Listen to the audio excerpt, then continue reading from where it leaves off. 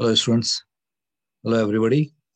Today we are doing lecture 5 for chapter number 13 of class 10, that is magnetic effect of current. And I believe that you have seen all 4 lectures related to these chapters. This lecture 5 needs all of your knowledge which you have acquired through our videos from 1 to 4. सब कुछ आना चाहिए तो आप जाकर के इस lecture को अच्छे से समझ पाएंगे. मैं उम्मीद करता हूँ कि आपने देखा होगा, और अगर आपने नहीं देखा होगा तो at least see and then you will understand कि क्यों नहीं समझ में आ रहा, तो आपको पता चलेगा कि पीछे से क्या कनेक्शन है, तो आपको रेलेवेंस पता चल जाएगा. मैं सीधे आपको लेक्चर में लेके चल रहा हूँ. Thank you very much for joining me in this lecture. And एक एक कॉन्सेप्ट को अच्छे से समझिएगा. एनसीईआरटी ने कंटेंट को 1-2 पेज में खत्म कर दिया है, बट आपको बहुत कुछ डिटेल समझना होता है, तब जाकर के आप किसी क्वेश्चंस का तरीके से उस क्वेश्चन को कॉम्प्रिहेंड कर पाते हैं और फिर उसका सही तरीके से रिप्लाई कर पाते हैं. Let me take you into the lecture. So, as I discussed that today we are going to do a topic like magnetic force on a conductor having current, which is placed in magnetic field. This is the topic we are going to do today. And this is something very amazing. आप इसके informations को समझ करके, you will be feeling very happy. अच्छा, ऐसा भी होता है, something like that. It is so much interesting. So I would like to say that कि आप अपना पूरा फोकस बनाए रखिएगा और देखिए कैसे हम लोग इस लेक्चर को इंटरैक्टिव बना करके और समझते हैं. So see, I will take you to the next page and you see what do you find on this sheet here. तो इस जगह पे आपको ये दिखाई दे रहा है कि भाई अगर ये एक बैटरी है, राइट, और अभी इस सर्किट में, अच्छा मैं आपसे पूछूं कि tell me what is this, ये जो सेटअप दिखाई दे रहा है ये क्या है? एनी ऑफ यू फास्ट, क्या है ये? Compass. Yeah, this is magnetic compass. That's very good. Magnetic compass है, right? यहाँ एक रेजिस्टेंस दे रखा है, ये एक वायर का अरेंजमेंट दे रखा है, एंड यहाँ पे ये जो स्विच है, अब मैं अगर इस स्विच को अभी ऑफ कर रखा है, देयरफॉर इस पूरे सर्किट में कोई करंट नहीं है. Now I make the switch on. मैं इस स्विच को ऑन कर रहा हूँ. जैसे स्विच को ऑन करूंगा, इसमें करंट X2Y पास करेगा, पोलैरिटी जैसे दिख रही है, करेक्ट, ऐसे पास करेगा. You know this is a compass, and if you remember this SNOW वाला सिस्टम, कि करंट अगर साउथ, ये कंपास कैसे अलाइंड है इसके डायरेक्शन में, अर्थ के मैग्नेटिक फील्ड के डायरेक्शन में अलाइंड है, और करंट साउथ टू नॉर्थ जा रहा है, और the wire is placed over to the magnetic compass. तो आपको पता है ना कि ये कंपास की जो निडल है किधर की तरफ टर्न करेगी? Any of you can tell me in which direction it will turn? West की तरफ. This will turn like this, ये ऐसे चला जाएगा. This is how it is going to be there. ये इस तरीके से ये वेस्ट की तरफ टर्न कर जाएगा, कुछ इस तरीके से. Okay, you know that. अब यहाँ पे हमें सिर्फ जो बात अच्छे तरीके से दिमाग में बिठानी थी कि हमें मालूम है कि अगर इसमें करंट जा रहा है और करंट पास करने की वजह से मैग्नेटिक कंपास की निडल डिफ्लेक्ट कर रही है. So why needle deflects if we take this as a question, तो क्या आंसर होगा इसका? Any of you can tell me what is the answer of this? Any of you can tell me what is the answer of this? Okay, चलो I help you. इसका answer ये हुआ कि इस करंट कैरिंग वायर का एक magnetic field होता है, और इस मैग्नेटिक फील्ड की वजह से ये निडल डिफ्लेक्ट कर रही है. So we say that current carrying wire has magnetic field. इसका एक मैग्नेटिक फील्ड है, और इस मैग्नेटिक फील्ड की वजह से current carrying wire has a magnetic field, और इस मैग्नेटिक फील्ड की वजह से जो ये मैग्नेटिक फील्ड यहाँ पे magnetic field, this magnetic field applies force on needle. Okay, needle पे force लगाती है. Okay, which type of force? Now if I ask which type of force, come on, who can tell me which type of force? कौन जवाब देगा? Magnetic force. Very good. Which type of force? Answer is magnetic force. तो इस पे magnetic force लगेगा.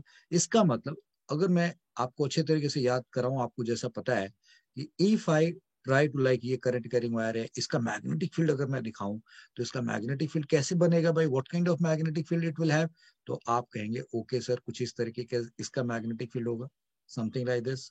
इसका कुछ magnetic field ऐसे टाइप का बनेगा, इस तरीके का मैग्नेटिक फील्ड बनेगा, ऐसा ही बनेगा ना बच्चों, इस तरीके का मैग्नेटिक फील्ड बनेगा इसका। तो इसके जो मैग्नेटिक फील्ड बनेंगे, इसके जो मैग्नेटिक फील्ड बनेंगे, इस मैग्नेटिक फील्ड का, इस मैग्नेटिक फील्ड में ये करंट कैरिंग वायर इसका मैग्नेटिक फील्ड होगा।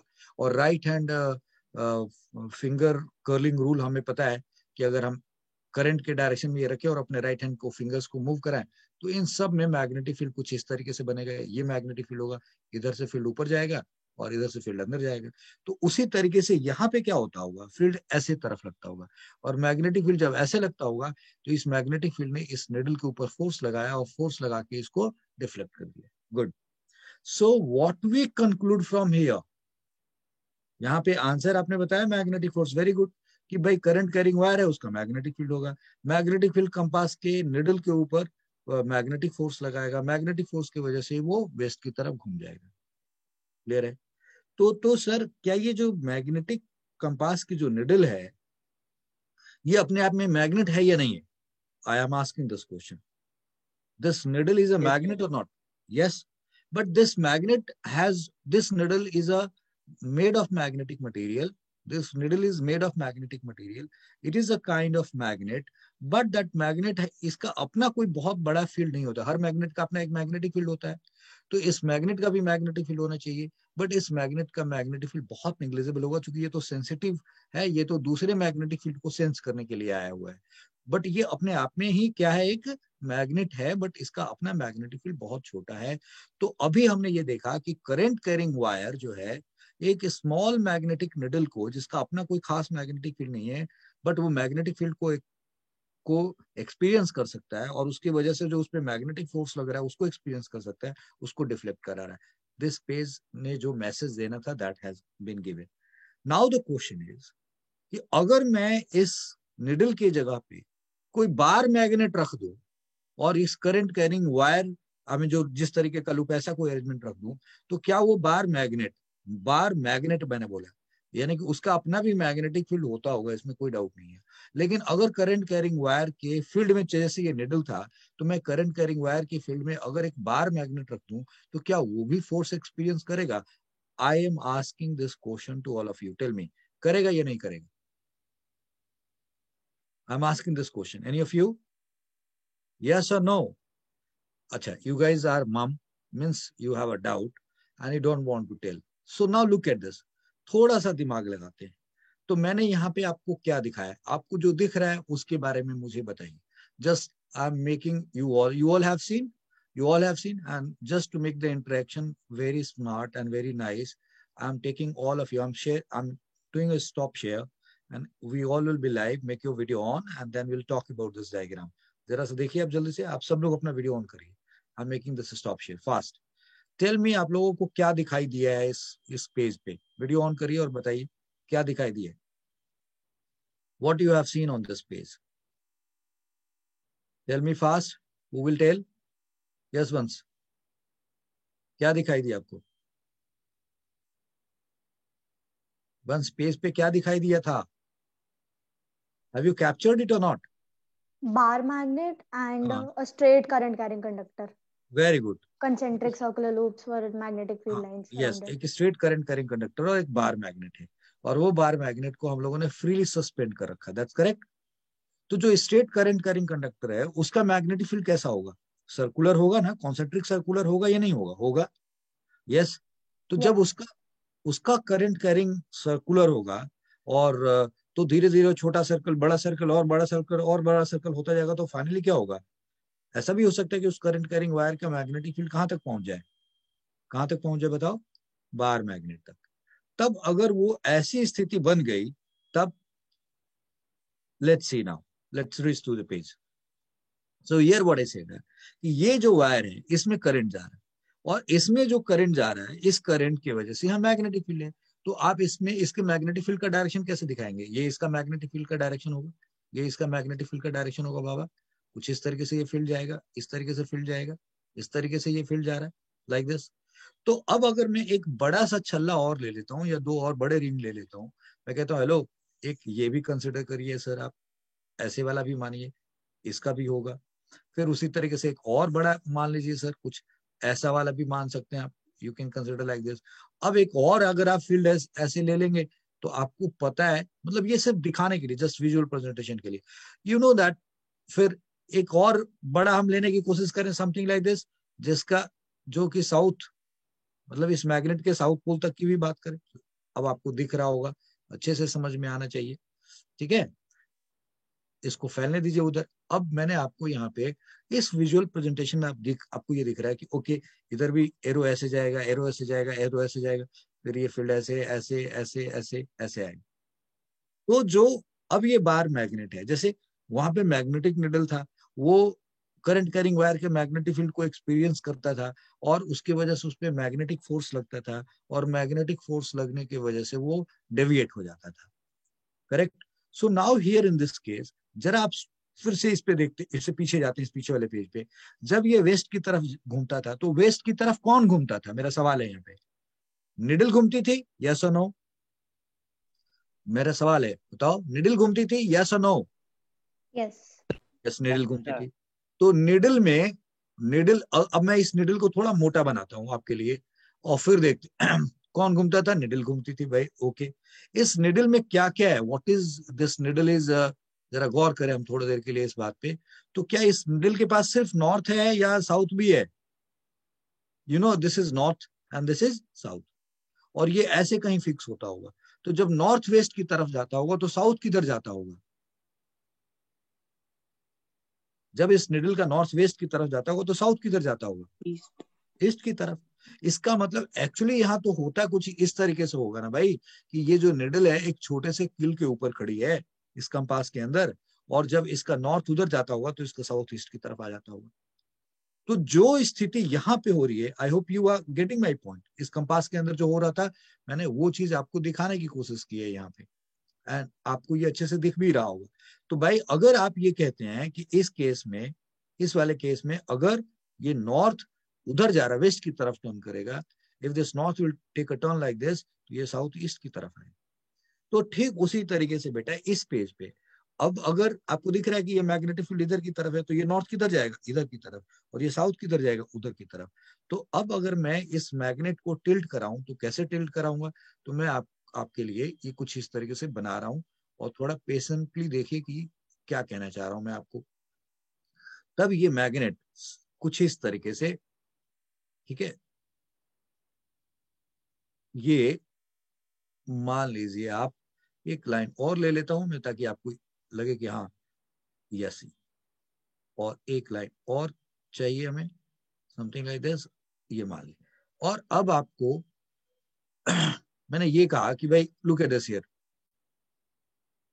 इस जगह पे आपने ये देखा, इस जगह पे आपने, यस, इस जगह पे आपने ये देखा कि ये जो मैग्नेट ऐसे पड़ा हुआ था, इस मैग्नेट का नॉर्थ पोल किधर आ गया, इधर आ गया, इसका नॉर्थ इधर आ गया, इसका नॉर्थ इधर आ गया, और इसका साउथ इधर चला गया, ऐसे टिल्ट हो जाएगा। So this is going to happen, this is going to happen like this, यानी कि पहले वो ऐसे था और अब वो कुछ इस तरीके से टिल्ट कर गया। तो जब आप इस वायर का, ये जो हमारे पास करंट कैरिंग वायर है, इस करंट कैरिंग वायर का मैग्नेटिक फील्ड में, इस करंट कैरिंग वायर के मैग्नेटिक फील्ड में आप अगर एक बार मैग्नेट को भी रखते हैं, if you place a bar magnet, तो आपने देखा कि उस बार मैग्नेट के ऊपर भी ये काम हो रहा है, दिस विल टिल्ट। और जब ये टिल्ट करेगा कुछ इस तरीके से, नॉर्थ इधर और साउथ इधर, अगर मैं इस करंट का डायरेक्शन अलर्ट, आई मीन इस करंट के डायरेक्शन को इन्वर्ट कर दूं, मतलब नीचे कर दूं, ऑल्टरनेटली चेंज कर दो, सपोज करो मैं इस करंट के डायरेक्शन को इधर लेते आऊं, तो ये फील्ड का डायरेक्शन चेंज हो जाएगा। तब उस केस में नॉर्थ किधर जाएगा, उधर जाएगा, और साउथ किधर आएगा, इधर आएगा। This is what going to happen. Now page 1, I mean page 2 और पेज 3 से क्या इंफॉर्मेशन निकल के आया कि करंट कैरिंग वायर का जो मैग्नेटिक फील्ड होता है ना, उस मैग्नेटिक फील्ड में अगर एक मैग्नेट रख दिया जाए, तो वो मैग्नेट उस मैग्नेटिक फील्ड के डायरेक्शन में अलाइन करने की कोशिश करता है। इसका मतलब इस करंट का मैग्नेटिक फील्ड उस मैग्नेट पे फोर्स लगाता है। So what is the conclusion from these two pages? Like current carrying wire, current carrying wire have magnetic field. Current carrying wire have magnetic field. Okay, fine. Magnetic field. And if in this magnetic field, and if in this magnetic field, a magnet is placed,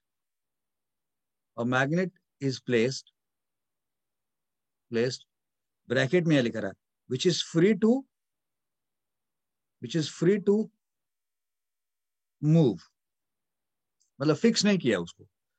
And if in this magnetic field a magnet is placed which is free to move, will exhibit deflection or orientation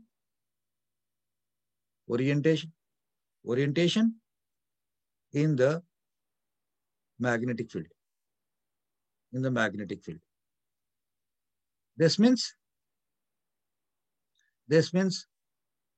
magnet experience magnetic force. चलो जी, ये बात तो समझ में आ गई. अब अगर मैं आपसे एक छोटी सी बात कर रहा हूं, मैं बहुत छोटा सा पॉइंट है, and I hope you will understand कि अगर ये करंट का मैग्नेटिक फील्ड इस पे मैग्नेटिक फोर्स लगा रहा है, जैसा कि मैंने यहां पे बताया, और अब अगर मैं आपसे ये पूछूं कि जो ये मैग्नेट है, इस मैग्नेट का भी अपना मैग्नेटिक फील्ड होगा या नहीं होगा? पूछ रहा हूं मैं, I am asking. Yes sir. होगा. Alright, okay. एक और छोटी सी बात मैं आपसे जानना चाहूंगा. चलो वो यहां रखते हैं. Let's see, we talk, place it here. Oh, just a minute, we place it here. ये एक बॉडी ए है और ये बॉडी बी है. अगर बॉडी ए को लेके आओ और बी के साथ टकरा दो, तो ए ने बी पे फोर्स लगाया या नहीं लगाया? बोलो.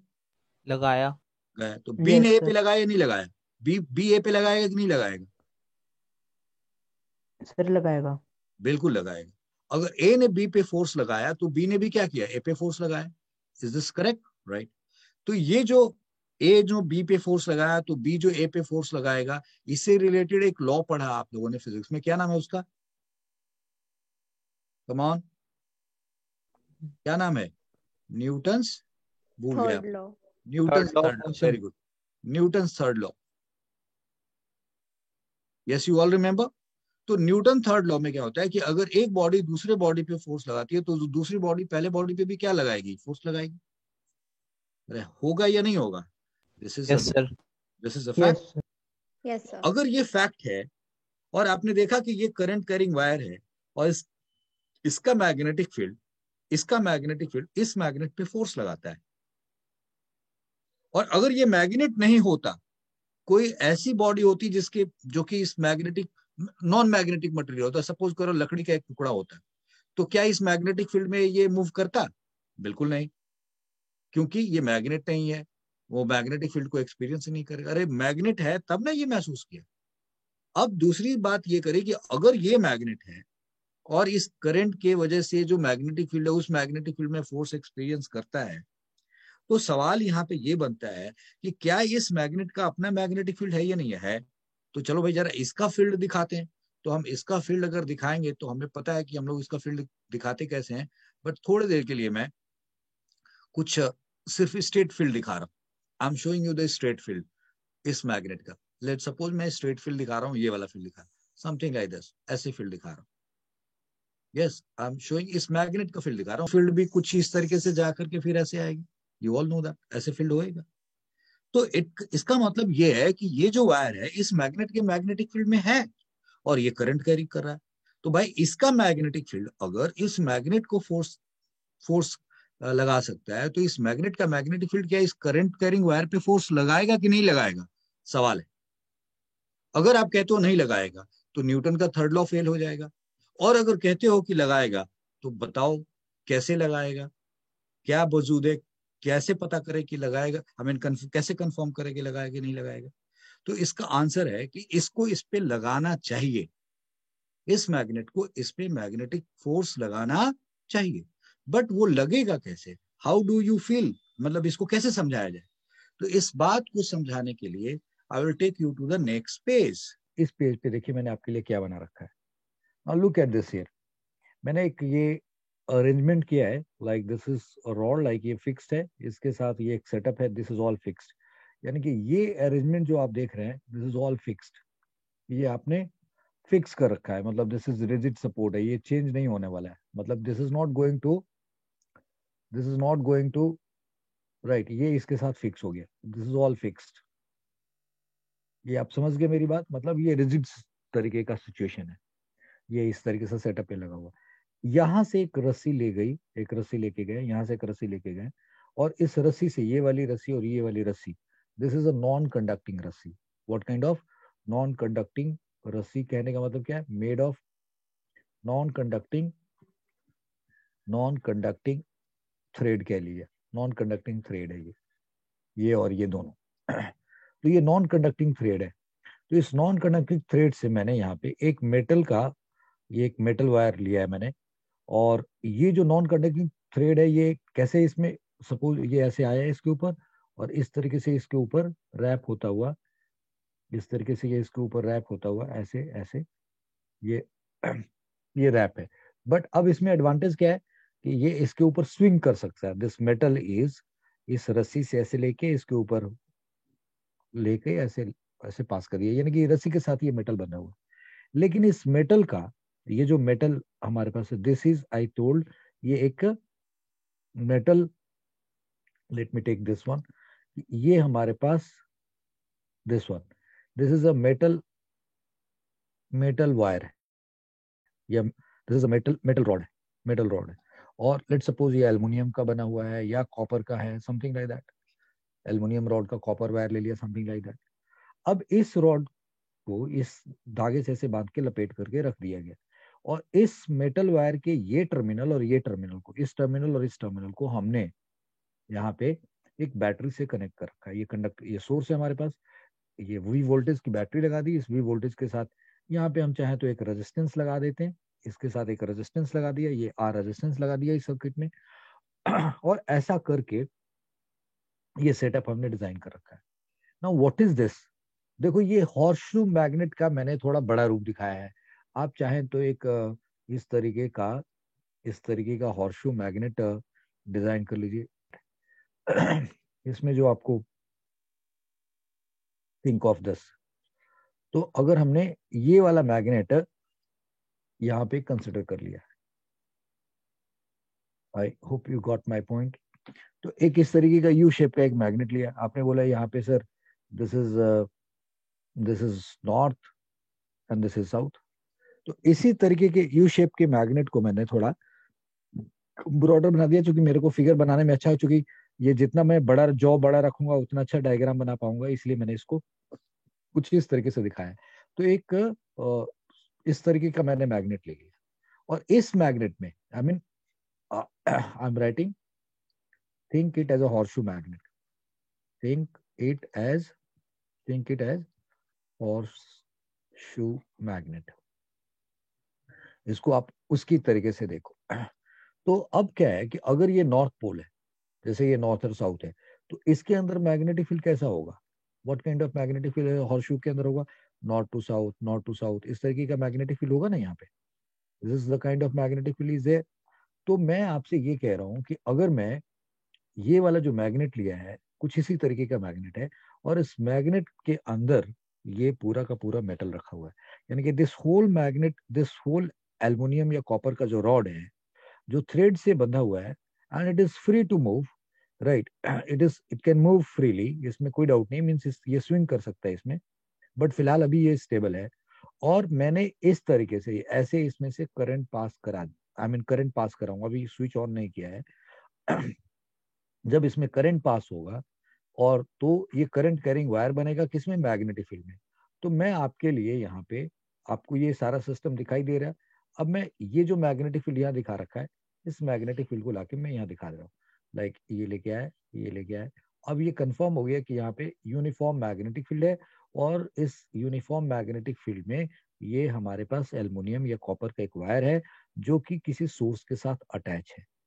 तो भाई अगर मैंने इस जगह का, इस जगह का नाम एम रख दूं, या इस जगह का नाम लेट सपोज जे रख दिया, और यहाँ पे इस टर्मिनल का नाम के रख दिया, तो ये जो जेके वायर है, जिसका एक अपना लेंथ होगा, इस जेके वायर का एक लेंथ होगा। How much this JK wire will be having a length? तो मैं इस जेके वायर का लेंथ दिखा रहा हूँ आपको कुछ इस तरीके से। ये जो जेके वायर है, इस जेके वायर का एक लेंथ मान लिया, and that length is L. This length is how much? L के बराबर है। तो इस जेके वायर का लेंथ एल है, और इस नॉर्थ और साउथ इसकी वजह से यहाँ पे एक मैग्नेटिक फील्ड है। मैग्नेटिक फील्ड को हम लोग राइट बी से रिप्रेजेंट करते हैं। ये बी से रिप्रेजेंट करते हैं मैग्नेटिक फील्ड। मैग्नेटिक फील्ड, ये मैग्नेटिक फील्ड को बी से रिप्रेजेंट किया जाता है, सिंबॉलिक है। तो ये मैग्नेटिक फील्ड हो गया। इस मैग्नेटिक फील्ड में ये जेके वायर रखा हुआ है। अब बेटा, अगर मैं यहाँ पे ये कहूँ कि इस जगह पे जैसे ही मैं स्विच ऑन करता हूँ, ये बैटरी इसमें करंट भेजती है। क्या डायरेक्शन ऑफ करंट होगा इसमें? What will be the direction of current? Current ऐसे जाएगा, करंट ऐसे जाएगा, करंट ऐसे जाएगा, करंट ऐसे जाएगा, फिर करंट यहाँ से यूं बाहर आएगा। इस तरीके से इस रेजिस्टेंस होते हुए करंट आ जाएगा। यानी कि इस मेटल वायर में करंट का क्या डायरेक्शन हुआ? The direction of current in metal wire is K to J. So in this kj wire या jk wire, jk conducting rod, jk conducting rod, jk conducting rod, current passes from k to j in the given arrangement। तो इस given arrangement में current pass हो रहा है के to J. Okay fine. तो हमने ये देखा कि जब ये करंट पास होता है और इस करंट कैरिंग कंडक्टर को इस यूनिफॉर्म मैग्नेटिक फील्ड में रखा हुआ है, तो विल यू बिलीव दैट कि ये जो जेके वायर है ये मूव करने लगता है। बिल्कुल ये सब कुछ स्टेबल रखा होता है इस रस्सी से, लेकिन ये swing, I mean this starts going. And will you believe, अगर मैं आपसे पूछूं कि ये किधर जा रहा है, अगर आप ये जानना चाहें, तो ये देखो मैं एक एरो लगा रहा हूँ। ये एरो दिखाता है इसका डायरेक्शन ऑफ मोशन, यानी कि this is going like this. ये जैसे ही करंट पास करते हैं हम लोग, the time UV start sending current, जैसे इसमें करंट स्टार्ट करते हैं, तो ये जो हमारा ब्लू कलर का जो ये कंडक्टिंग वायर है, this conducting wire start shipping, ये यहां से इस तरीके से आगे आना स्टार्ट हो जाता है। अगर मैं इसमें करंट की वैल्यू, जैसे यहाँ पे ये रेजिस्टेंस लगाया था, अगर मैं इस रेजिस्टेंस की वैल्यू को कम कर दूं, तो तुम्हें मालूम है ना कि इसमें बड़ा करंट पास होगा। तो अगर रेजिस्टेंस की वैल्यू को कम कर दो, जैसे एक रिहोस्टेट टाइप का लगा देते हैं, रिहोस्टेट आपको पता है, जिसमें हम लोग रेजिस्टेंस को चेंज कर सकते हैं। तो अगर मैं इसके रेजिस्टेंस को घटा देता हूं, if I decrease that resistance, तो इसमें करंट बड़ा हो जाएगा। और करंट जब बड़ा हो जाएगा तो पता चलता है कि ये बड़ा तेजी से जाने लगता है। और जब मैं इसमें इसके रेजिस्टेंस को बड़ा कर देता हूं, तो सर्किट में करंट क्या हो जाएगा? कम हो जाएगा। तो ये धीरे धीरे जाने लगता है। इसका मतलब क्या हुआ? करंट को बड़ा करने पे और करंट को छोटा करने पे इस पे लगने वाला जो फोर्स है वो बड़ा और छोटा रिस्पेक्टिवली हो रहा है। और ये इस पे लगने वाला डायरेक्शन ऑफ फोर्स है। मैं आपको ये हिला के दिखा रहा हूँ। दिस स्टार्ट्स गोइंग, ये जो हमारे पास रॉड है, ये जो रॉड है, this rod, I mean let me take this particular rod, या नॉट दिस, या चलो, ये रॉड इस तरीके से आगे मूव करने लगता है। जैसे ही आप इसमें स्टार्ट करोगे, ये वायर इसके साथ अटैच होगा, ये आगे मूव करने लगेगा। So I hope you have understood my point, जो मैं आपको बताना चाह रहा था। आप शायद समझ गए होंगे, right? So the idea is that कि अगर आप इस तरीके से इस रॉड को, ये जो रॉड है, इस रॉड को आप मैग्नेटिक फील्ड में रखते हैं, तो उसके ऊपर मैग्नेटिक फोर्स लगता है। तो हम लोगों ने यहाँ पे क्या पूछा था कि क्या किसी मैग्नेट के वजह से जो मैग्नेटिक फील्ड होगा, उस मैग्नेटिक फील्ड में अगर कोई करंट कैरिंग वायर रखा होगा, तो उस पर मैग्नेटिक फोर्स लगेगा कि नहीं लगेगा? हमने एक एक्सपेरिमेंटल सेटअप कर लिया। हमने क्या किया, एक करंट कैरिंग वायर ले लिया, जो हमने यहाँ पे ऐसे दिखाया है, इसको हमने ऐसे बना दिया, ये करंट कैरिंग वायर हो गया। और जो हमारा मैग्नेट कुछ ऐसे था, हमने उस मैग्नेट की जगह पे कुछ इस तरीके का मैग्नेट रख दिया, ये मैग्नेटिक फील्ड हो गया। तो मैग्नेटिक फील्ड में जब हमने इसको रखा, तो इस पे मैग्नेटिक फोर्स लगता है। This is experimentally obvious. So in this JK conducting rod, current passes from K to J in the given diagram. So it is found that due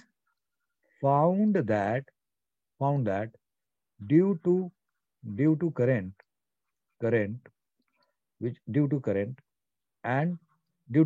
and being present in magnetic field and being present in magnetic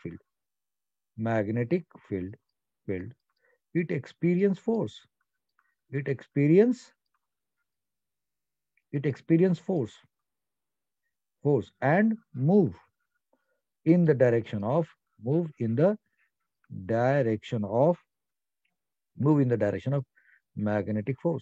magnetic force के direction में वो move करता है.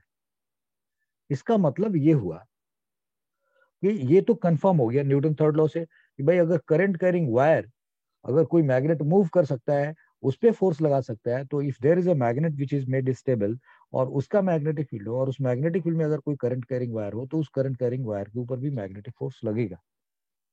अब सवाल यहाँ पे अलग तरीके का उठता है, क्या कि जो ये फोर्स लग रहा है, let's suppose this force is F, you are saying कि जो ये फोर्स लग रहा है, ये फोर्स किस किस बात पे डिपेंड करता है. तो आपने देखा कि करंट को बढ़ाते हो तो बढ़ जाता है, करंट को घटाते हो तो घट जाता है. आपने ये देखा इस तरीके से कि करंट को अगर आप बढ़ाते हो, if you increase the current, तो वो फोर्स बड़ा हो जाता है, और अगर करंट को घटाते हो तो वो फोर्स छोटा हो जाता है. तो एक फैक्टर के बारे में तो आपको ये पता चल गया. दूसरी बड़ी बात सुनिए कि अगर इस वायर का लेंथ छोटा होता है, if the length of the wire is small, तब भी ये फोर्स छोटा हो जाता है, और अगर इस लेंथ को बड़ा कर दें तब भी ये फोर्स क्या हो जाता है, बड़ा हो जाता है. दो, एक तो करंट आई पे डिपेंडेंस पता चला, दूसरा आपको किस पे पता चला, लेंथ पे. लेंथ बड़ा करो तो फोर्स बड़ा हो जाता है, लेंथ छोटा करो तो फोर्स छोटा हो जाता है. अगर ये मैग्नेटिक फील्ड जो हमने लगा रखी है ना यहाँ पे, अगर इस मैग्नेटिक फील्ड की वैल्यू को हम बड़ी कर दें, मतलब थोड़ा और पावरफुल लगा दें, तो ये फोर्स और बड़ा हो जाता है, और अगर इस मैग्नेटिक फील्ड की वैल्यू छोटी कर दें तो फोर्स छोटा हो जाता है. यानी कि ये फोर्स किस किस बात पे डिपेंड किया, बी पे. बी क्या होता है, मैग्नेटिक फील्ड. और किस पे डिपेंड किया, करंट कैरिंग वायर में जो पास होने वाला करंट उस पे. और किस पे डिपेंड किया, उसके लेंथ पे डिपेंड किया. क्या इन तीन के अलावा और किसी बात पे डिपेंड करता, हाँ, एक और भी फैक्टर है, वो उस पे भी डिपेंड करता है. वो क्या चीज है, हम उस पे बात करेंगे. बट उस पे बात करने के पहले अभी जो मोटी बात है, पहले हम इसको खूब बढ़िया से ग्रास्प कर लें. तो हमने यहाँ पे ये देखा कि जो ये फोर्स है हमारे पास, ये जो फोर्स है, जो मैग्नेटिक फोर्स है हमारे पास, दिस मैग्नेटिक फोर्स यानी कि एफ, यानी कि जो ये मैग्नेटिक फोर्स है, किस पे लगा, मैग्नेटिक फोर्स लगा किस पे लगा, करंट कैरिंग वायर पे, is proportional to what, B. Yes, okay, इसको ऐसे दिखाते हैं. फिर एफ प्रोपोर्शनल टू आई और एफ प्रोपोर्शनल टू एल. यानी कि इस बी पे डिपेंड करता है, आई पे डिपेंड करता है, और एल पे डिपेंड करता है. तो इन सारी बातों को अगर मिला दिया जाए, ए बी आई एल, तो यहाँ पे एक फॉर्मूला हम लोग कुछ ऐसे लिख रहे हैं, एफ इज इक्वल टू, ये जो चीजें बना रखी है ये भी मैं आपको समझाऊंगा. This F is equal to B I L, ये वाला फोर्स निकल के आता है. और यहाँ पे इक्वलिटी, मतलब this is equal to B I L. यानी कि बट इसमें एक शर्त है. शर्त क्या है, ये फॉर्मूला कब होता है, बी मैग्नेटिक फील्ड का, वेयर बी इज व्हाट, मैं लिख रहा हूँ ये बता रहा हूँ कि ये बी क्या हुआ, मैग्नेटिक फील्ड है. बी क्या है, मैग्नेटिक फील्ड है, समझ गए होगे आप. और आई क्या है भाई, करंट इन वायर है या रॉड है, करंट इन कंडक्टिंग रॉड है, उसकी वैल्यू है, कंडक्टिंग रॉड है, गुड. और what is the cell, length of conducting rod है, लेंथ ऑफ कंडक्टिंग रॉड है. तो हमने ये बात समझ ली कि भाई वो इन बातों पे डिपेंड करता है, F is equal to B I L, ये फॉर्मूला हो गया, इतना न्यूटन लगेगा. सो अगर करंट बढ़ाओगे तो फोर्स बढ़ेगा, लेंथ बड़ा करोगे तो फोर्स बढ़ेगा, मैग्नेटिक फील्ड बढ़ाओगे तो बड़ा हो जाएगा, इसको घटाओगे तो डिक्रीज करेगा, इसको डिक्रीज करोगे, जैसे भी कर लो. तो कुल मिला के ये प्रोडक्ट है. अब अगर कोई बोले कि मैं करंट की वैल्यू बड़ी कर देता हूँ और लेंथ छोटी कर देता हूँ, करंट 2 टाइम बढ़ाया और लेंथ 2 टाइम घटा दिया, तो बताओ इस फोर्स पे कोई असर पड़ेगा, आंसर इज नो. क्योंकि आई की जगह 2 आई हुआ और एल की जगह L/2 हो गया, तो 2 कट जाएगा. ठीक उसी तरीके से कोई बोले कि भाई मैंने अगर इस मैग्नेटिक फील्ड को थ्री टाइम्स बढ़ा दिया, यस, करंट को भी 3 टाइम्स बढ़ा दिया, बट लेंथ को हमने 4 टाइम्स कम कर दिया, तो भाई 9 × 9 81 और 81/4 टाइम्स, यानी कि पहले जो फोर्स लग रहा था उसका 81/4 टाइम्स लग जाएगा फोर्स। तो ये इस पे इस ये जो सीखा आपने, इस पे बड़े सारे क्वेश्चंस आपसे पूछे जा सकते हैं। इसमें एक शर्त है, यहाँ पे एक बड़ी इंपॉर्टेंट कंडीशन आपको समझाना चाहूंगा।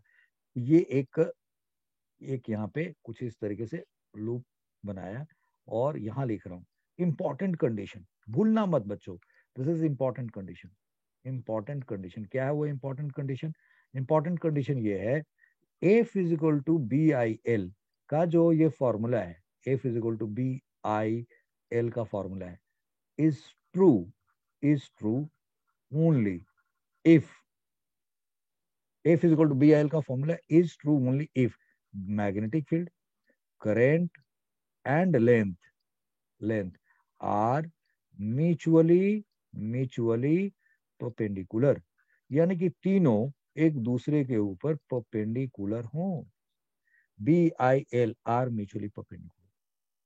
तो आप जरा देखो यहाँ पे क्या ऐसा है क्या? हाँ, ये देखो लेंथ है, ये क्या है? मैग्नेटिक फील्ड है, ये इसका लेंथ है, ये जो वायर है इसमें जो लेंथ, ये इस वायर का जो लेंथ है, मैंने शायद कुछ गलत बोल दिया, yes I made a mistake here, so I made a mistake here कि this is the important condition, is true only if magnetic field जो है और जो वायर का जो लेंथ है, magnetic field and length of the wire, ठीक है जी। If B F is equal to B R is true only if B and length are mutually perpendicular, यानी कि अगर आप मैग्नेटिक फील्ड की बात करें, ये और जो रॉड का जो लेंथ है ये एक दूसरे के ऊपर परपेंडिकुलर है। Is that okay now? तो आप देख रहे हैं कि यहाँ पे रॉड का जो लेंथ लिया गया है और जो मैग्नेटिक फील्ड है वो दोनों एक दूसरे के ऊपर परपेंडिकुलर है। तो जो इससे फोर्स बना, ये जो फोर्स पैदा हो रहा है, यस, ये फोर्स का डायरेक्शन कैसे हो रहा है? जो मैं यहाँ पे 3 लिखने जा रहा था वो क्या गलती हो रही थी? फिलहाल ये तो समझ गए कि बी और एल परपेंडिकुलर होगा और उसमें आई पास हो रहा होगा, चाहे वो आई किधर पास हो, के टू जे जाए तो वो इधर जाएगा। और अगर करंट का डायरेक्शन, अगर इसकी पोलैरिटी चेंज कर दो, यानी कि प्लस इधर माइनस इधर कर दो, करंट इधर जाने लगेगा, तो ये फोर्स इधर ना लगने के बजाय किधर लगेगा? इधर लग जाएगा, करंट का डायरेक्शन इधर बदल जाएगा। हम लोग अभी उस पर भी बात करेंगे। तो मैं ये बताना चाह रहा हूँ कि मैग्नेटिक फील्ड और लेंथ अगर परपेंडिकुलर है, मैग्नेटिक फील्ड और लेंथ परपेंडिकुलर, तभी ये फॉर्मूला वैलिड है। यस, और जो फोर्स लगता है वो फोर्स किधर लग रहा होता है?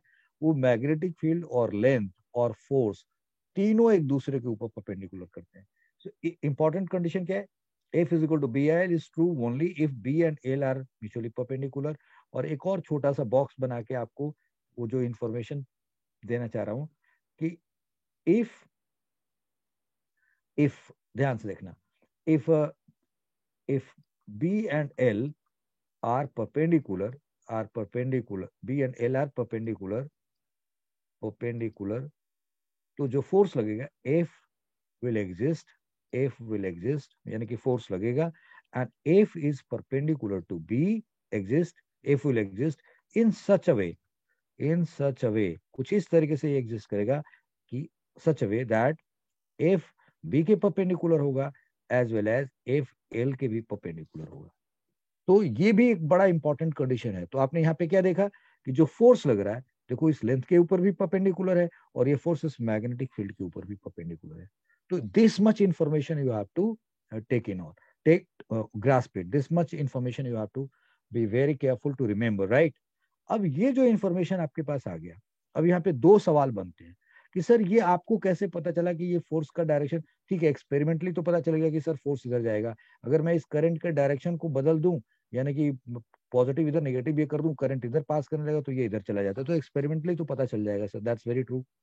तो क्या हम एक्सपेरिमेंट करके ही बताएंगे या हमारे पास कोई टेक्निक है, कोई तरीका है इस फोर्स के डायरेक्शन को बताने के लिए? तो yes, we have some method जिसके बेसिस पे हम बता सकते हैं कि अगर करंट ऐसे होगा, मैग्नेटिक फील्ड ऐसे होगा, तो उस केस में मैग्नेटिक फोर्स किधर लगेगा। This we can talk about, और ये फिगर मैंने आपको इसी बात को समझाने के लिए बना रखा है। तो I will just make you understand that. तो नाउ अब मैं दूसरी बात आपको समझाना चाह रहा हूँ। देखो बेटा, मैंने एक यहाँ पे इस जगह पे एक नॉर्थ पोल लिया मैंने और एक साउथ पोल लिया, यानी कि एक नॉर्थ पोल है एक साउथ पोल है। तो बताओ इसमें मैग्नेटिक फील्ड क्या होगा, यानी कि इसको आप ऐसे समझ लेते, हॉर्सशू मैग्नेट ले लेते. Let me show you something like this. If you consider like this, so something like this or something like this. If you think, sir ये हॉर्सशू मैग्नेट है, समथिंग लाइक दिस. और अगर ये horseshoe magnet है, अभी जो मैंने दिखा रखा है, ठीक है बच्चा, तो अब अगर इसका ये नॉर्थ है और ये इसका साउथ है, तो इसके बीच में मैग्नेटिक फील्ड क्या होगा? नॉर्थ टू साउथ होता है ना भाई.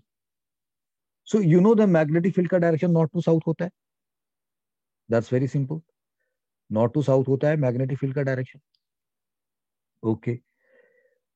जो ये मैग्नेटिक फील्ड को दिखाने के लिए मैंने एरो लिया हुआ है, वो एरो मैंने यहां अलग से ड्रॉ कर दिया. ठीक है. अब मैं आपको यहां खड़ा कर दूं. Let suppose I made you stand here. ये आप है, ठीक है. एंड दिस इज हाउ, इसके नीचे की पार्ट को हम दिखाना बंद कर देते. दिस इज यू और आप इसको देख रहे हैं.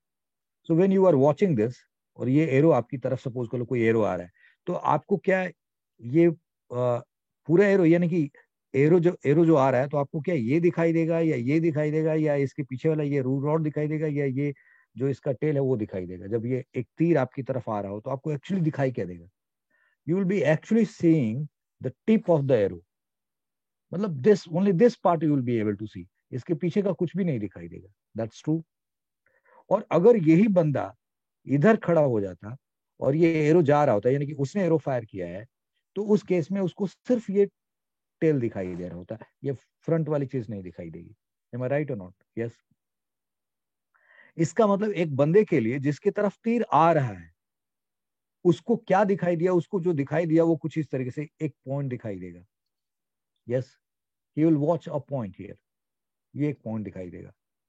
यानी कि जिसके पास एक तीर आ रहा है, उसको ये सिर्फ एक टिप दिखाई देगा, ये पॉइंट दिखाई देगा. तुमको नहीं सर, थोड़ा ऐसे दिखाई देगा. यू विल से दैट कि sir he will watch this, उसको ये दिखाई देगा. यस. तो इसके टिप को हम लोग, यानी कि हम ये कहते हैं कि उसको ये दिखाई देगा, हमने कहा है उसको ये दिखाई देगा. एंड जो बंदा इधर खड़ा है, उसको ये दिखाई देगा. ठीक है. तो हम उसको उसको ये कह रहे हैं कि उसको ये दिखाई देगा, उसको ये दिखाई देगा. I am showing this. उसको ये लगेगा ये साइड से दिखाई देगा. इस केस में इसको टिप दिखाई देगा. तो इसी चीज को हम लोग थोड़ा एक्सटेंड करके ऐसे दिखाते हैं कि जब ऐसे दिखाया जाए और सिर्फ ऐसे दिखाया जाए. ये दो सिंबल लिया गया है बेटा, ध्यान रखना कि जब एरो कोई है, तो उस, if somebody is watching the arrow being in front of arrow, somebody is watching the arrow in such a way that arrow is approaching him, तो उसको एरो का टिप दिखाई देगा, तो उसको ये दिखाई देगा. और somebody is watching the arrow living away, तो उस केस में उसको ये टेल ऐसे दिखाई देगा. तो ये दो सिंबलिक रिप्रेजेंटेशन होता है. तो अगर हम कह रहे हैं कि I am watching the arrow and what I see is this tail, तो I will show it like this. और I am saying that I am watching the arrow coming towards me, तो I will show it like this. तो ये दिखाने का मतलब कि मेरी तरफ आ रहा है, ये दिखाने का मतलब कि मेरे से दूर जा रहा है. फिर से मैं कह रहा हूँ, ये दिखाने का मतलब मेरी तरफ आ रहा है, ये दिखाने का मतलब मेरे से दूर जा रहा है. अब ये एक बोर्ड है.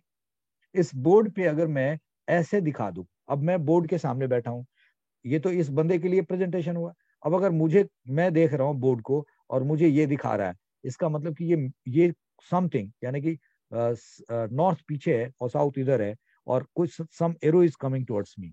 तो ये मतलब है, यानी कि जैसे मैंने बताया, ये बंदा देखेगा तो उसको, इस बंदे को ये दिखाई देगी, तो भाई इसकी तरफ जा रहा तो ये सिंबल लिया गया, और इससे दूर जा रहा तो ये सिंबल लिया. तो हम लोग इसको कहते हैं आउटवर्ड और इनवर्ड. अगर यहाँ वर्ड यूज किया आउटवर्ड, ये सब सीख लेना पड़ेगा आपको, आउटवर्ड, और इसको क्या कहेंगे? इनवर्ड. तो अगर कोई मैग्नेटिक फील्ड, जैसे यहाँ पे तो मैग्नेटिक फील्ड हमने नॉर्थ टू साउथ ऐसे दिखा दिया, बट ऐसा भी तो हो सकता है जैसे यहाँ पे दिखाई दे रहा था कि भाई ऊपर नॉर्थ है, जैसे ये नॉर्थ है साउथ है, तो ये मैग्नेटिक फील्ड क्या हो रहा है? इनवर्ड दिखाई दे रहा है. दिखाई दे रहा है कि नहीं दे रहा है? तो समबडी, आई मीन ठीक उसी तरीके से अगर मान लो कि इस बोर्ड के, जो आपके सामने बोर्ड है, या जो आपका लैपटॉप है, या जो आपका टैबलेट है, या जो आपका फोन है, उस फोन के स्क्रीन के अंदर नॉर्थ है, और आपकी आंखों की तरफ साउथ है, तो नॉर्थ टू साउथ एक फील्ड लाइंस निकल के आएगी, तो वो एरो आपकी तरफ आएगी. यस, मतलब दैट विल बी कंसिडर्ड कि जो स्क्रीन है लैपटॉप का, या कंप्यूटर का, डेस्कटॉप का, या टैबलेट का, या फोन का, उस स्क्रीन से बाहर निकलता हुआ, यानी कि आउटवर्ड कहा जाएगा. मतलब वो आउटवर्ड है। और अगर आपका फेस, आप जो देख रहे हैं, आप नॉर्थ बन जाए और स्क्रीन के पीछे वाला पोर्शन साउथ बन जाए, तो फील्ड किधर जाएगा? अंदर की तरफ जाएगा। तो ये दो रिप्रेजेंटेशन सीख लीजिए। ये दिखाने का मतलब ये होता है कि मैग्नेटिक फील्ड अंदर की तरफ है, और ये दिखाने का मतलब इन सब में ऐसे डॉट लगा दे, व्हाइट डॉट लगा दे तो थोड़ा खूबसूरत लगे। अगर इन सब में इस तरीके से एक डॉट फिट कर दिया जाए, इसका मतलब इस डॉट को मैंने एनसर्कल कर दिया है, राइट। सो ये दिखाने का मतलब होता है कि मैग्नेटिक फील्ड किधर आ रहा है? आउटवर्ड आ रहा है। यानी कि अगर मैं कहीं पे कुछ समझाने के लिए ये सब कर रहा हूं मैं तामझाम, right, I want you to understand this things very nicely. तो अगर कहीं पे ऐसे दिखाया जाए, इसका मतलब मैग्नेटिक फील्ड बाहर की तरफ आ रही है, बोर्ड से निकल के आ रही है। और ऐसे दिखाने का मतलब कि मैग्नेटिक फील्ड अंदर की तरफ जा रही है। तो ये किसको रिप्रेजेंट कर रहा है? I said inward magnetic field को। Inward magnetic field, inward magnetic field को रिप्रेजेंट कर रहा है। और ये किसको? मैग्नेटिक फील्ड को। और ये क्या होगा? आउटवर्ड मैग्नेटिक फील्ड को रिप्रेजेंट कर रहा है, आउटवर्ड मैग्नेटिक फील्ड को। अब ये बात आप पहले हजम कर लीजिए, ठीक है जी। तो अब क्या होता है ना, चूंकि फिगर बनाने में थोड़ी सिंप्लिसिटी चाहिए, वरना हर बार कॉम्प्लेक्स फिगर बना करके समझाना मुश्किल हो जाता है। तो ठीक है, ये इनवर्ड मैग्नेटिक फील्ड है, ये आउटवर्ड मैग्नेटिक फील्ड है, मतलब जो देख रहा है उसकी तरफ जा रहा है, और ये जो देख रहा है उससे दूर जा रहा है, समथिंग लाइक दैट। ये इनवर्ड और आउटवर्ड मैग्नेटिक फील्ड होगी। इतनी बात तो आप समझ गए, ओके फाइन। तो अब मैं यहाँ पे जो बातें आपको समझा चुका हूँ, दैट इज फाइन, बट हमें एक बात जो समझनी है, वो क्या, कि सर जो ये फोर्स लग रहा है, उसका डायरेक्शन कैसे आपने प्रिडिक्ट किया कि वो इधर लगेगा? एक्सपेरिमेंटली प्रिडिक्ट किया या आपको वैसे भी पता है? So we will talk about that, but उससे भी ज्यादा इंपॉर्टेंट बात पहले आपको बताना चाहूंगा। वो देखिए, मतलब ये इंफॉर्मेशन तो आप समझ गए ना। इस इंफॉर्मेशन को आप अपने दिमाग में डाइजेस्ट करिए, और आई मीन कंसीव करिए इस चीज को, और फिर मैं आपको आगे कुछ इंपॉर्टेंट बात बता रहा हूँ। वो देखिए क्या है। अभी जैसे हमने बताया कि यहाँ पे जो मैग्नेटिक फील्ड है और जो लेंथ है, ये दोनों एक दूसरे के परपेंडिकुलर है। अगर मैग्नेटिक फील्ड और लेंथ एक दूसरे के परपेंडिकुलर नहीं होंगे तो क्या होगा? लेट सपोज मैं कुछ ऐसे दिखा रहा हूँ। सपोज कर लो कोई वायर है जिसमें आप करंट पास कर रहे हैं, देयर इज सम वायर, और उस वायर में करंट ऐसे पास कर रहा है, you are passing current like this. ये वायर है, इसमें करंट ऐसे जा रहा है, और आप यहाँ पे एक मैग्नेटिक फील्ड उम्मीद करते हैं, और वो मैग्नेटिक फील्ड कुछ इस तरीके से, यहाँ पे कुछ इस तरीके से मैग्नेटिक फील्ड है। ये डायरेक्शन हो गया यहाँ पे मैग्नेटिक फील्ड का। अब आपका जो ये वायर है जिसमें करंट जा रहा है, ये इस वायर का लेट सपोज ये जे और के टर्मिनल हो गया, और करंट इसमें ऐसे पास हो रहा है, और ये मैग्नेटिक फील्ड है साहब। तो अब इसका लेंथ मैग्नेटिक फील्ड के परपेंडिकुलर नहीं है। तो उस केस में जो ये फॉर्मूला है, F is equal to B I L, applicable नहीं होगा। F is equal to B L is true only if B and L are mutually perpendicular, yes. लेकिन अब यहाँ पे तो एफ और जो मैग्नेटिक फील्ड है और जो करंट है, यानी कि जो इसका लेंथ है, जेके का जो लेंथ है, लेंथ और मैग्नेटिक फील्ड परपेंडिकुलर नहीं है, इनके बीच में एक थीटा एंगल है, थीटा एंगल है। तब उस केस में क्या होगा सर? तब उस केस में एक फॉर्मूला आपको याद रख लेना है, कि वो that formula is F is equal to B I L sine theta. ये फॉर्मूला होता है, B I L sine theta. और जो करंट का डायरेक्शन होता है ना, और जो मैग्नेटिक फील्ड का डायरेक्शन होता है, उनके बीच का एंगल लेते हैं। अब अगर मैं यहाँ पे यही वायर, ये जो जेके वायर हमने कंसिडर, सपोज करो कोई दूसरा यहाँ पे ले लेते, something like this, suppose something like this, ऐसे ले लेते, तो ये मैग्नेटिक फील्ड के क्या हो गया? परपेंडिकुलर हो गया। तो यहाँ पे फॉर्मूला क्या लग जाएगा? F is equal to B I L sine, और अब बताओ मैग्नेटिक फील्ड और इसके बीच में एंगल कितना? 90 डिग्री। साइन 90 डिग्री की वैल्यू कितना होती है? 1, so this is B I L हो गया। और अगर उनके बीच का एंगल, जो करंट का डायरेक्शन है, जो मैग्नेटिक फील्ड का करंट का डायरेक्शन है, जो लेंथ और मैग्नेटिक फील्ड के बीच में परपेंडिकुलर एंगल 90 डिग्री एंगल नहीं है, तो जो करंट का डायरेक्शन होगा और मैग्नेटिक फील्ड का डायरेक्शन होगा, उसके बीच में जो एंगल होगा, उसको यूज करेंगे B I L sine theta लिख देंगे। अब एक ये इंफॉर्मेशन सीख गए आप। अगर इस इंफॉर्मेशन को सीख गए तो एक और अच्छी बात सीखो, कि इसका मतलब सर, अगर मैं यहाँ पे एक ये वाला वायर रख लेता हूँ, if I take this kind of wire, और कहता है हेलो सर, ये ऐसे मान लीजिए कि ये वाला वायर कंसिडर करते, लेट्स सी दिस वाला वायर, अगर ये कंसिडर किया सर, तो अब इसके केस में क्या हुआ सर? एक ये ले लिया, और थोड़ा सा और एक और दूसरे कलर का ले लेते, लेट्स सपोज दिस यहाँ पे, ये ले लिया सर, ये देखो जी। अब यहीं पे सब बात समझिए कि सर इस केस में यानी कि ये जो फॉर्मूला है F equal to BIL sin theta, this is general formula, general formula हो गया। यानी कि मैग्नेटिक फील्ड पे, मैग्नेटिक फील्ड और जो करंट कैरिंग कंडक्टर जो लेंथ है उसके बीच में अगर 90 डिग्री ना हो तो हम मैग्नेटिक फील्ड और करंट का जो डायरेक्शन है जिसमें करंट जा रहा है जो मैग्नेटिक फील्ड उसके बीच का एंगल लेकर के BIL sin थीटा लिखते हैं। ये जनरल फॉर्मूला हो गया आपके लिए। सो नाउ इसको आपने माना 1, 2 केस की बात की, ये वाला BIL हो गया 90 डिग्री पे। अब अगर मैं आपसे बोलूं थर्ड केस का, सर इसकी बात कराओ थर्ड केस में, तो थर्ड केस में अगर फोर्स पूछूंगा तो क्या होगा, BIL और क्या लिखेंगे, तो जो कोई करंट का डायरेक्शन और मैग्नेटिक फील्ड का डायरेक्शन सेम हो गया, तो यहाँ एंगल कितना हो गया उनके बीच में, sin 0 डिग्री। तो ये फोर्स क्या हो गया, BIL और sin 0 कितना होता है 0, तो ये फोर्स कितना हो गया 0। ओके। अब अगर चौथा केस आपसे पूछा जाए कि सर अब ये देखो करंट कैरिंग वायर है जो ऊपर की तरफ हो गया, फील्ड नीचे की तरफ है, तो यानी कि वो तो एक दूसरे से 180 डिग्री पे हो गए, तब उस केस में F इज इक्वल टू, अब क्या लिखेंगे, BIL sin 180 डिग्री, और फिर उस केस में ये फोर्स sin 180 डिग्री की वैल्यू भी क्या होती है, 0 होती है। तो this is BIL sin 180 degree is how much, 0। sin 180 degree अगर आपको ये पता है तो बहुत अच्छी बात है, sin 180 डिग्री 0 होता है, तो यहाँ पे यानी कि ये भी क्या हो गया, 0 हो गया।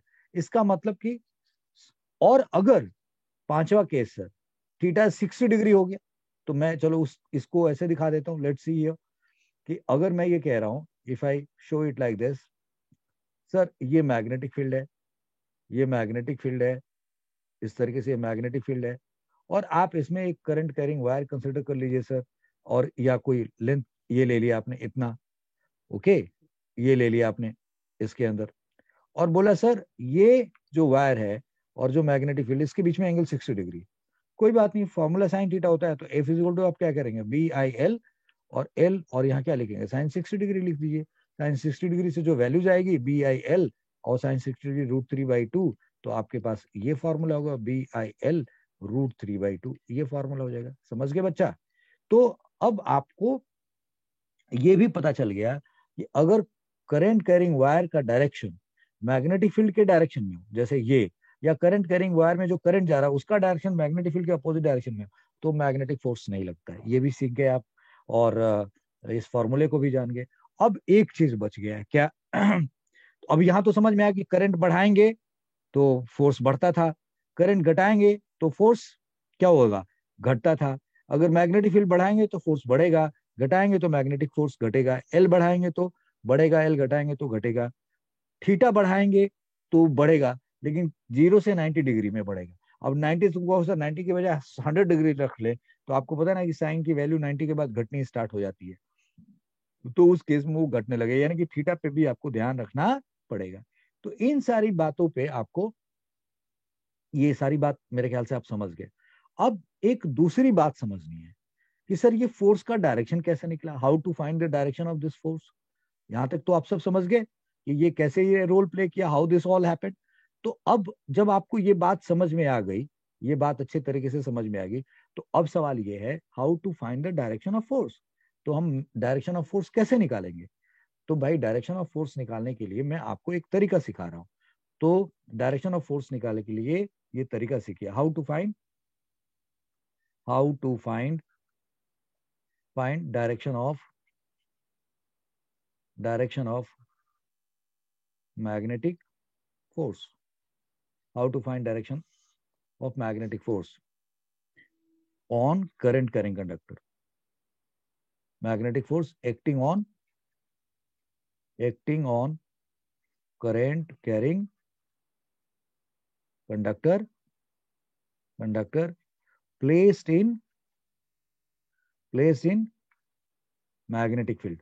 मैंने यहाँ एक वर्ड यूज किया, यूनिफॉर्म मैग्नेटिक फील्ड, मतलब एक ऐसा मैग्नेटिक फील्ड जो एक समान हो, uniform magnetic field.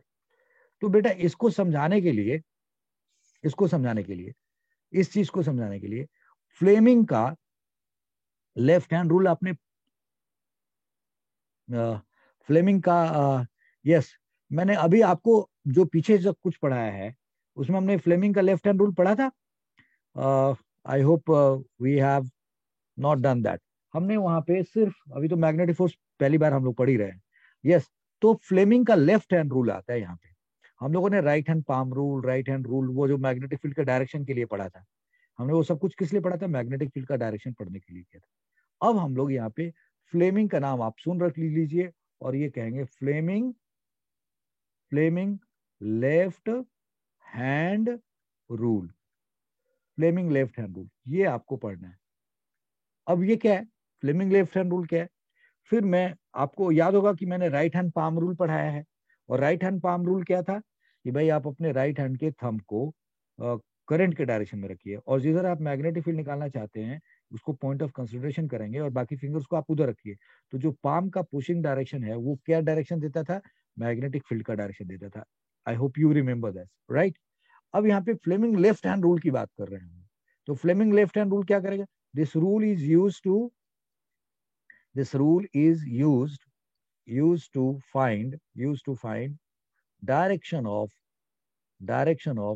magnetic force, direction of magnetic force। कब? भाई जब करंट कैरिंग कंडक्टर होगा। कहां पे? मैग्नेटिक फील्ड में होगा, तब जाकर के आप ये रूल इस्तेमाल करेंगे। आपको लेफ्ट हैंड रूल यूज करना है, राइट हैंड रूल नहीं इस्तेमाल करना है। I hope you are getting my point. क्या इस्तेमाल करना है?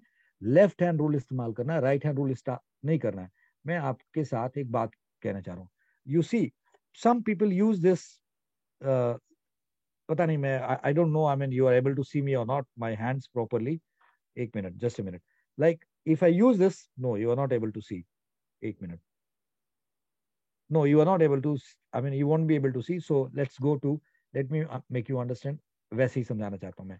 so here the point is, मैं आपके सामने ये फिगर ड्रॉ कर रहा हूं, जरा ध्यान से देखिए, फ्लेमिंग लेफ्ट हैंड रूल। तो इसको समझिए तरीके से। यस बच्चों, so the figure is made now here। so now what I have done is, if you look at my video, आपको एक चीज दिखाई दे रही होगी कि मैंने अपने थंब को, ये लेफ्ट हैंड यूज किया मैंने, थंब को, ये थंब है मेरा, ये क्या है? यूसी इंडेक्स फिंगर, ये क्या है? Middle finger. आपने नोटिस किया कि जो मेरा थंब और इंडेक्स फिंगर है दोनों एक दूसरे से 90 डिग्री पे हैं। अब थंब को और सिर्फ इनको देखिए, इन दोनों फिंगर्स को देखिए, तो ये भी एक दूसरे से कितने डिग्री पे दिखाई दे रहे हैं? 90 डिग्री पे। यानी कि ये तीनों उंगलियां एक दूसरे के ऊपर 90 डिग्री पे हैं। तो अगर लेफ्ट हैंड का, ये फ्लेमिंग का प्रपोजल था कि आप अपने फ्लेमिंग ने ये कहा कि आप अपने लेफ्ट हैंड के थंब को और इंडेक्स फिंगर को और मिडिल फिंगर को, ये आपका इंडेक्स फिंगर है, this is your index finger. तो अगर आप इंडेक्स फिंगर को, if you index finger, middle finger और थंब को अगर आप इस तरीके से एक दूसरे के ऊपर फैलाएं, जैसे मैंने दिखा रहा है आपको, ये साफ साफ दिख रहा है, ये उंगली इस उंगली के परपेंडिकुलर है, और अगर मैं इस उंगली को थोड़ी देर के लिए गायब कर दूं तब भी आपको ये और ये भी एक दूसरे पे परपेंडिकुलर दिखाई देंगे, और ये भी एक दूसरे पे परपेंडिकुलर दिखाई देंगे। It is something like that. Okay, अगर मैंने थंब बनाया जेड एक्सिस पे, और वाई एक्सिस पे और एक्स एक्सिस पे, जरा ध्यान से समझना इस बात को। लेट्स सपोज ये है एक्स एक्सिस पे हमारा मिडिल फिंगर है, और वाई एक्सिस पे इंडेक्स फिंगर है, और थंब हमारा बिल्कुल जेड एक्सिस पे। ठीक है ना? कुछ इस तरीके का अरेंजमेंट की बात कर रहा हूं मैं, कि अगर आप अपने तीनों फिंगर के, थंब को, इंडेक्स फिंगर को और मिडिल फिंगर को एक्स वाई जेड की तरीके से बना दें, और कहा जाए कि जो इंडेक्स फिंगर है ये मैग्नेटिक फील्ड के डायरेक्शन को रिप्रेजेंट करता हो, किसके? मैग्नेटिक फील्ड को रिप्रेजेंट, और मिडिल फिंगर किसको रिप्रेजेंट करता है? करंट के डायरेक्शन को। तो थंब किसके डायरेक्शन को रिप्रेजेंट करेगा? फोर्स को। तो ये आप ऐसे याद करिए मैं आपके लिए, कि थंब किसको रिप्रेजेंट करेगा? फोर्स को। Let me use this. ये किसको रिप्रेजेंट करेगा? फोर्स के डायरेक्शन को। ये फोर्स के डायरेक्शन को। ये किसको रिप्रेजेंट करेगा? मैग्नेटिक फील्ड को रिप्रेजेंट करेगा। ये किसको रिप्रेजेंट करेगा? करंट को रिप्रेजेंट करेगा। यस, मैग्नेटिक फील्ड को हम लोग बी कह सकते हैं, और इसको हम लोग करंट कह सकते हैं।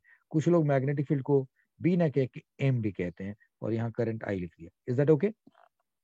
ये किसको रिप्रेजेंट किया भाई? फोर्स को रिप्रेजेंट किया। सो फ्लेमिंग ने ये बोला कि आप अपने लेफ्ट हैंड के तीनों फिंगर्स को कुछ इस तरीके से स्ट्रेच कर दीजिए कि तीनों एक दूसरे के ऊपर 90 डिग्री पे हो, एक्स और जेड पे, वाई और जेड पे, एक्स और वाई, मतलब कोई भी, तीनों एक दूसरे पे 90 डिग्री पे हो। तब उस केस में, और उसमें क्या कि जो इंडेक्स फिंगर हो मैग्नेटिक फील्ड की तरफ और जो मिडिल फिंगर वो करंट के डायरेक्शन में, तो जो थंब होगा हमारा वो फोर्स के डायरेक्शन में होगा।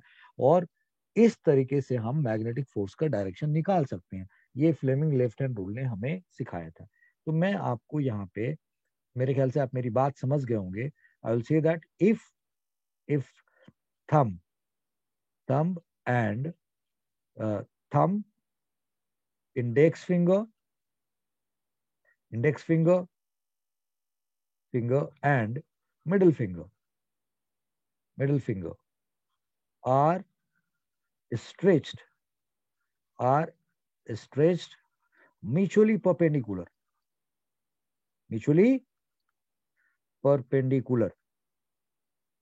ठीक है। if thumb, index finger and middle finger, यहाँ पे एक इंसर्ट कर दो of left hand,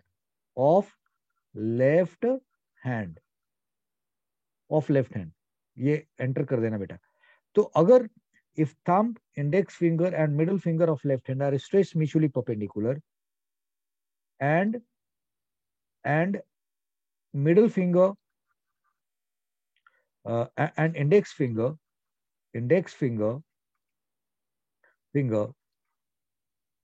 middle finger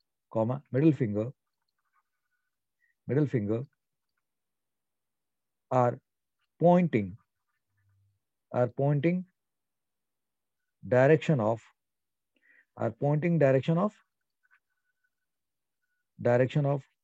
magnetic field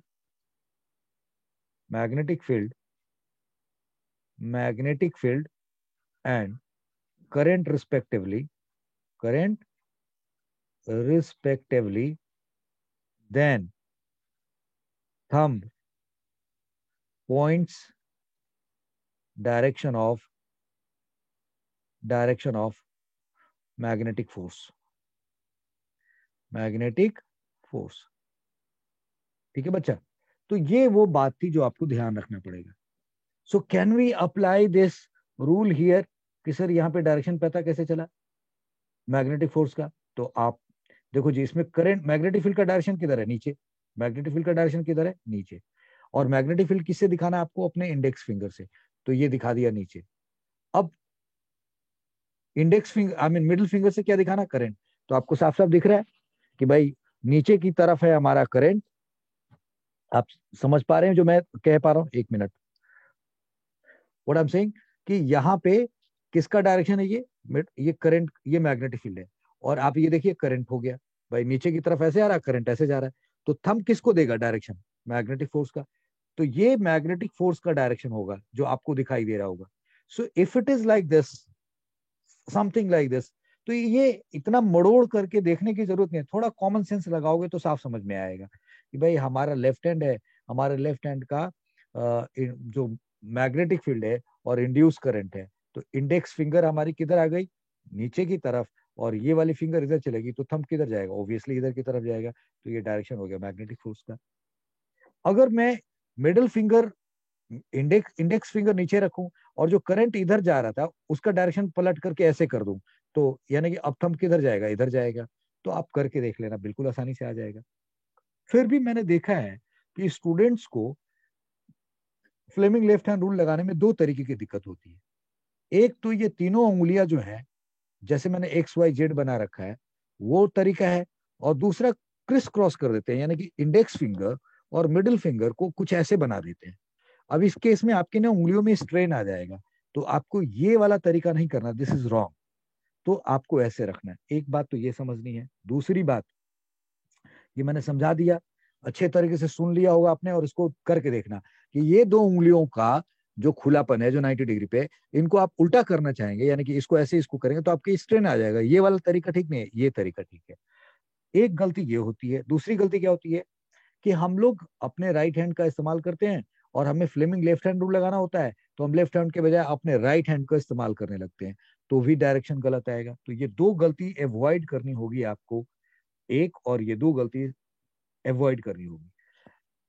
फिर आपको ये बताना चाहूंगा कि ये कैसे याद रखें कि सर जो ये इंडेक्स फिंगर है वो मैग्नेटिक फील्ड है और ये करंट है। तो देखो, भूलने वाले के लिए तो बड़े सारे रास्ते हैं, किसी भी वजह से भूल सकता है। बट आप इसको शॉर्ट में भी याद कर सकते हैं। आप देखो यहाँ पे फोर्स का मैंने पहला लेटर एफ ले लिया, मैग्नेटिक फील्ड का पहला लेटर एम ले लिया, और करंट का पहला लेटर सी ले लिया, तो ये क्या बना, एफ एम सी। ये नोटेशन आपको बड़े सारे टीचर्स पढ़ाते होंगे, ये मेरा देन है। This is father mother child, the short form is abbreviated by me. Fleming left hand rule में father mother child, F for force, M for magnetic field, C for current. Is that okay now? Father mother child के नाम से आप याद कर सकते हैं, और लेफ्ट हैंड में थंब पे एफ, इंडेक्स फिंगर पे एम, इस पे current. Is that okay now? Clear हो गया? सो आप इस तरीके से याद कर लीजिएगा। जो बच्चे मैग्नेटिक फील्ड को बी से रिप्रेजेंट करना चाहते हैं तो वो एफ बी सी कह सकते हैं। Is that okay now? This is how they can remember it. So कुछ लोग एफ फोर्स के लिए, मैग्नेटिक फील्ड के लिए बी, और करंट के लिए आई, सो एफ बी आई कह सकते हैं। ऐसे भी याद कर सकते हो। This is very popular, father mother child, ऐसे करके आप याद कर लीजिएगा। तो आई हैव सीन दैट इतना समझाने के बावजूद भी कितनी बार बच्चे हाथ को मड़ोड़ मड़ोड़ करके पागल हो जाते हैं, उनको परेशानी होती है, they are not able to Fleming left hand rule ठीक से नहीं लगा पाते। तो उनको सहूलियत देने के लिए एक रूल मैं आपको पढ़ा रहा हूं, और वो है right hand palm rule. What is that?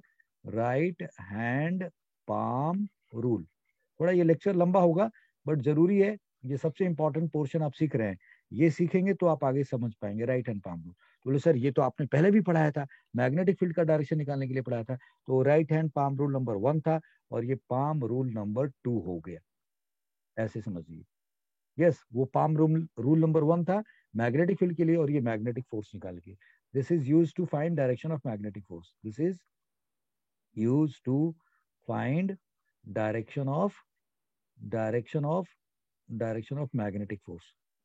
Magnetic force, बड़ी सिंपल सी बात है। तो चलो भाई कैसे निकालते हैं? तो ये देखो मैंने राइट हैंड आपके लिए बना रखा है। इस राइट हैंड में, ये राइट हैंड है, ये थंब है। आप अपने राइट हैंड को, बड़े सिंपल सी बात है, अपने राइट हैंड को इस तरीके से टेबल पे रख दीजिए कि हथेली, ये वाला जो पोर्शन है, ऊपर की तरफ आपकी आंखों की तरफ दिखाई दे। यस, और थंब थंब को और बाकी फिंगर के बीच में ऐसे 90 डिग्री का बना लीजिए।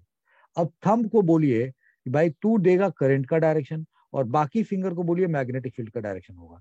तो जो थंब ऊपर की तरफ, ये हथेली जो पुश करेगी, उसको हम मैग्नेटिक फोर्स का डायरेक्शन मानेंगे। यानी कि ये डायरेक्शन हुआ किसका? करंट का।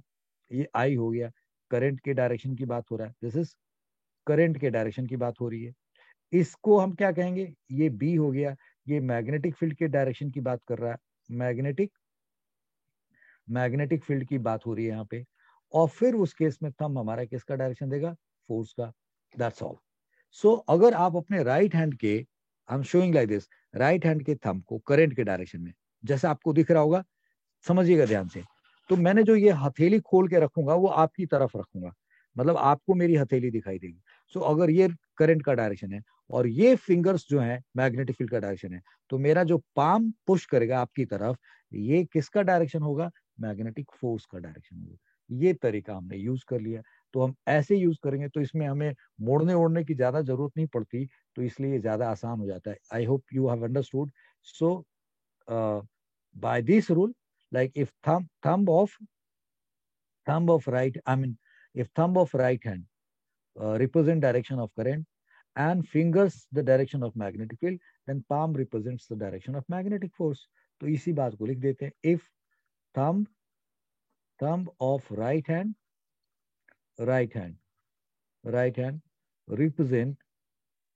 represent या according to this rule लिख दें, ऐसे लिख लें, according to this rule, thumb of right hand represent direction of current, and fingers बाकी जो बचे हुए हैं, fingers represent direction of magnetic field,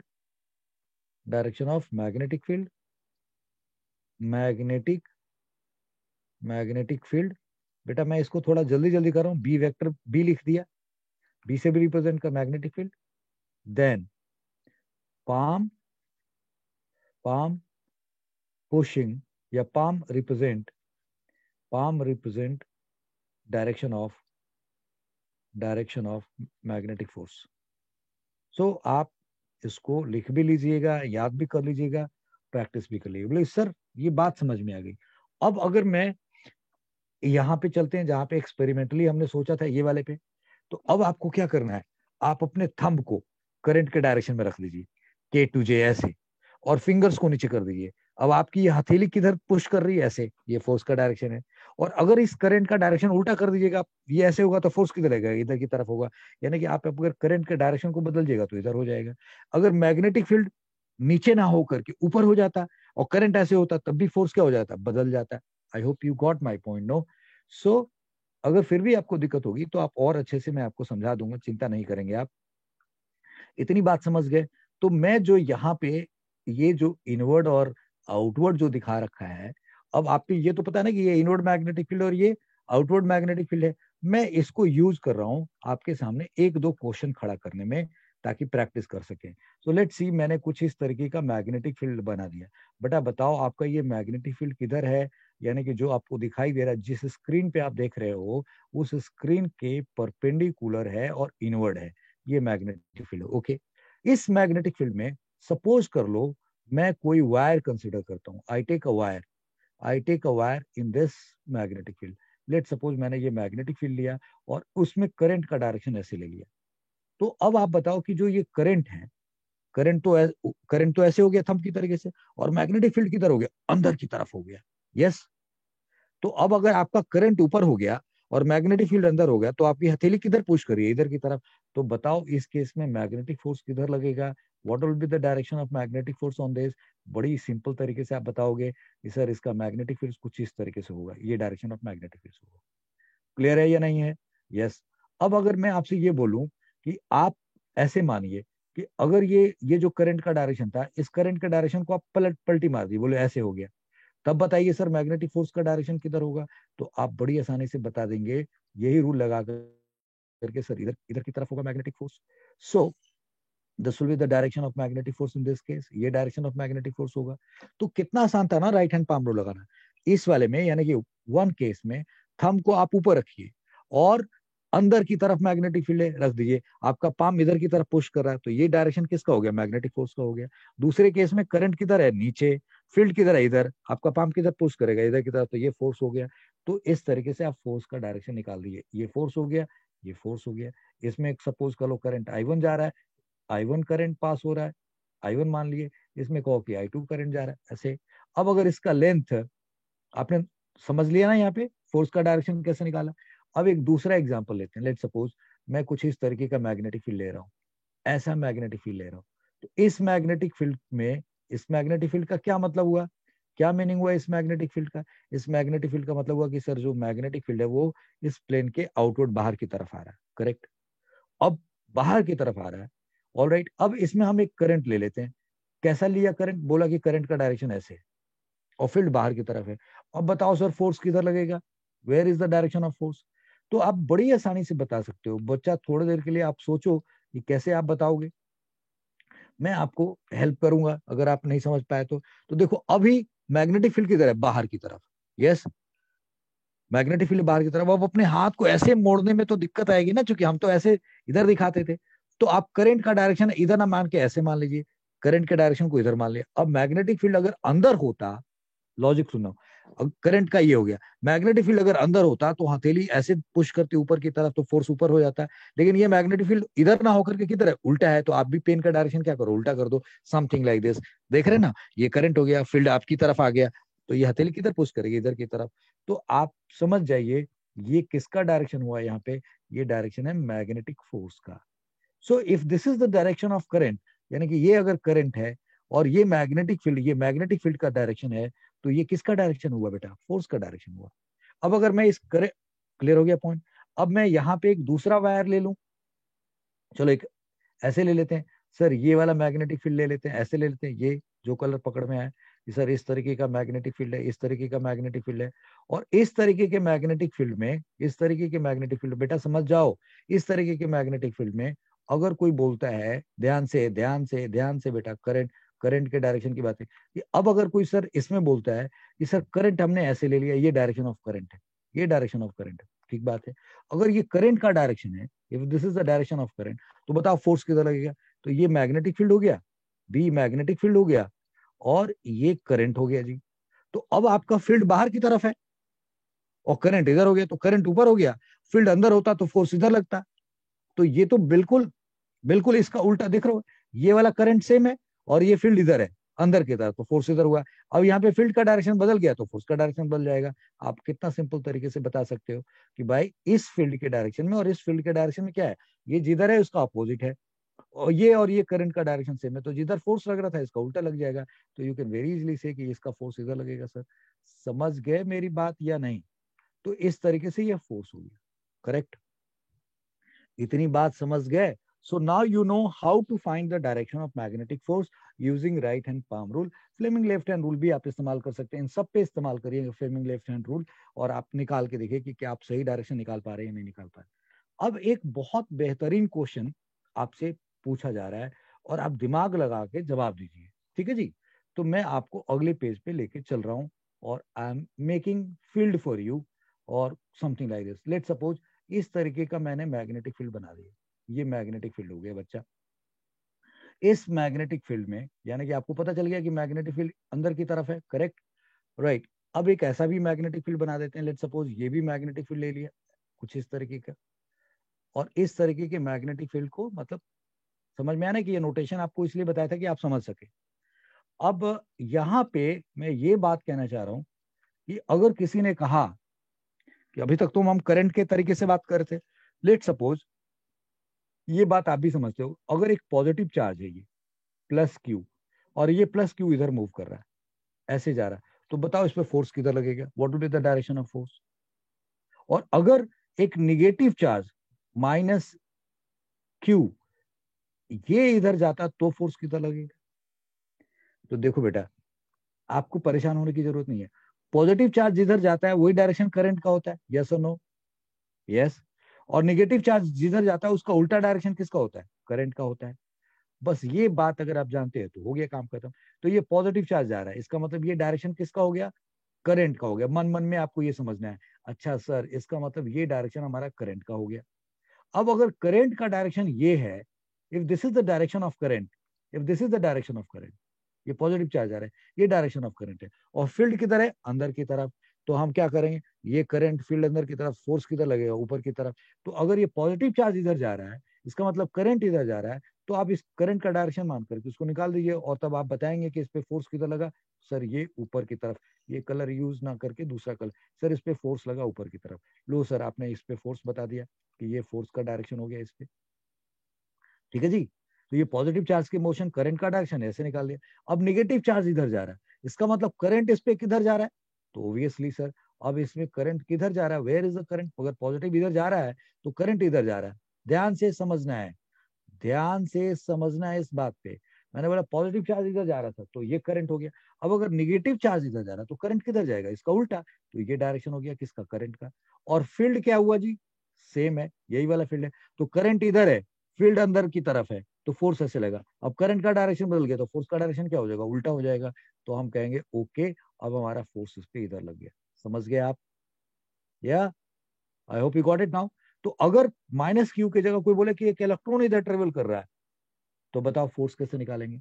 तो आप बड़ी आसानी से बता सकते हो। आपके बुक में इलेक्ट्रॉन के मोशंस और उससे रिलेटेड और अल्फा पार्टिकल से रिलेटेड क्वेश्चन है। तो एक अल्फा पार्टिकल जा रहा है, तो अल्फा पार्टिकल क्या होता है? पॉजिटिव चार्ज पार्टिकल है। तो पॉजिटिव चार्ज पार्टिकल जिधर जाएगा वो डायरेक्शन किसका होगा? करंट का। और मैग्नेटिक फील्ड का डायरेक्शन आपको पता है, तो आप फ्लेमिंग लेफ्ट हैंड रूल लगा दो या right hand palm rule number 2 लगा दो और मैग्नेटिक फोर्स का डायरेक्शन निकाल दो। इलेक्ट्रॉन की बात करा तो इलेक्ट्रॉन जिधर जाएगा उसका उल्टा डायरेक्शन में क्या होगा? करंट होगा। करंट का डायरेक्शन मालूम हो गया, मैग्नेटिक फील्ड मालूम है, मैग्नेटिक फोर्स का डायरेक्शन निकाल लो। समझ गए ना मेरी बात? So this is how you have to deal with. अब इस वाले केस में हमने क्या किया, यहां भी मैं कुछ ऐसा ही कर देता हूं। लेट सपोज मैं कहता हूं कि हेलो एक प्लस चार्ज है यहाँ पे, और ये प्लस चार्ज ऐसे जा रहा है, और सर यहाँ पे एक माइनस चार्ज है सर, ये माइनस चार्ज इधर जा रहा है, ये प्लस चार्ज इधर जा रहा है, माइनस चार्ज इधर जा रहा है। तो बताओ इस पे फोर्स किधर लगेगा? That is the question. तो अब अगर इस तरीके का सवाल है, तो प्लस चार्ज इधर जा रहा है, यानी कि ये डायरेक्शन किसका हुआ? करंट का डायरेक्शन हुआ। करंट का डायरेक्शन इधर हो गया सर। अब जरा सोचो, करंट का डायरेक्शन इधर हो गया, तो आप लगाएंगे ऐसे। फील्ड अंदर होता तो इधर की तरफ होता, लेकिन फील्ड तो बाहर की तरफ है, तो इस पे फोर्स किधर लगेगा, इस पे फोर्स किधर लगेगा। बड़ी आसानी से बोलो सर इस पे फोर्स कुछ इस तरीके से लगेगा, ये डायरेक्शन होगा इस पे फोर्स का। ओके, तो ये आपने इसका डायरेक्शन दिखा दिया कि सर इस प्लस वाले पे फोर्स कुछ इस तरीके से लगेगा। ऑलराइट, अब सर माइनस क्यू इधर जा रहा है तो किधर लगेगा सर? अरे माइनस क्यू इधर जाएगा तब भी करंट का डायरेक्शन किधर होगा? ऊपर ही होगा ना भाई। नेगेटिव चार्ज अपोजिट डायरेक्शन में जाएगा, जिधर जाता है उसका उल्टा करंट का, तो करंट का डायरेक्शन ये है, फील्ड ये है, तब भी इस पे फोर्स का डायरेक्शन क्या होगा? सेम होगा। तो आप कहोगे सर प्लस पे और माइनस पे सेम डायरेक्शन हो गया फोर्स का। हाँ बेटा, इसलिए हो गया क्योंकि प्लस का डायरेक्शन और माइनस चार्ज का मोशन का डायरेक्शन उल्टा है। ओके, अगर यहाँ प्लस और माइनस दोनों का डायरेक्शन सेम था तो देख रहे हैं इस पे फोर्स का डायरेक्शन बदल गया ना। ये करंट का डायरेक्शन हो गया, ये करंट का डायरेक्शन हो गया, इधर जा रहा है ये करंट, ये फोर्स हो गया। ये इधर जा रहा है तो करंट का डायरेक्शन बदल गया, फील्ड सेम रहा तो फोर्स बदल गया। बट यहाँ पे प्लस उधर जा रहा है, करंट नेगेटिव चार्ज इधर जा रहा है, तो दोनों में फोर्स का डायरेक्शन क्या रहा? सेम रहा। सो मैंने आपको एक तरीके से ये सारा का सारा टॉपिक अच्छे से समझा दिया है, हर चीज को यूज करते हुए पढ़ा दिया है। मैंने इस बात की परवाह नहीं की कि आप 10th क्लास में जो जो जरूरी कॉन्सेप्ट था वो सारी बात बता दी गई है। सबसे इंपॉर्टेंट बात आपको क्या सिखाई गई? How to find the direction of magnetic force. Magnetic force किन किन बातों पे डिपेंड करता है, कैसे लेंथ पे डिपेंड करता है, कैसे करंट पे डिपेंड करता है, कैसे मैग्नेटिक फील्ड पे डिपेंड करता है, कब करंट के डायरेक्शन और मैग्नेटिक फील्ड के बीच का हमें एंगल लेना चाहिए, और ये इनवर्ड मैग्नेटिक फील्ड और आउटवर्ड मैग्नेटिक फील्ड वाली बात भी बता दी हमने। ये फॉर्मूला कब सही है और जनरल फॉर्मूला क्या है, ये सब कुछ बताते हुए और डायरेक्शन निकालते हुए कैसे किया जाता है, ये मैंने सब कुछ बता दिया है। सो आज का ये लेक्चर थोड़ा लंबा हो गया होगा, but it is having lot of information, और ये सब कुछ अगर आप समझ पाओगे तो आप आगे का मोटर, जनरेटर, इलेक्ट्रोमैग्नेटिक इंडक्शन जो भी है सब ठीक से समझ पाओगे। So thank you very much for watching this lecture. I really wish that you should study very well and very sincerely. So keep watching, keep liking, and keep sharing with your friends who are not having such kind of good explanation. So उनको भी मदद करिए. Anyway, God bless you. Bye bye. God bless you. See you in the next lecture. Bye.